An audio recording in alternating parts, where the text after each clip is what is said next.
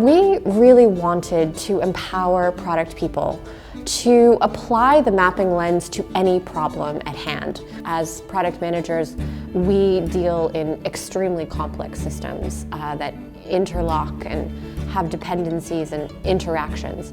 And so the maps that we're going to be talking about and highlighting are structures that really help sort of expose from different angles that complexity of information so that they become the learning and communication tool that product managers need.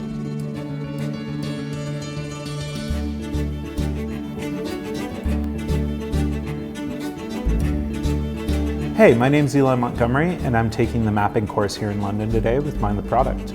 One of the things we're covering today is how important mapping is to aligning stakeholders and moving your product organization forward. It's been really insightful, and I've learned a lot so far this morning, so I'm really looking forward to the rest of the day. So the mapping course is relevant to product managers, business analysts, designers who are looking to get a leg up and really understand the value of mapping in their organization, learn some facilitation techniques, and be able to strategically think about how to use mapping to align people, focus on goals and outcomes. In terms of what people are going to learn, we break down sort of how to set the problem definition so that you know what your map is really trying to solve. We do a really in-depth analysis about the key elements of the map so people can analyze what's involved and pick the right focus and scale. And then we do a breakdown of how to build the map.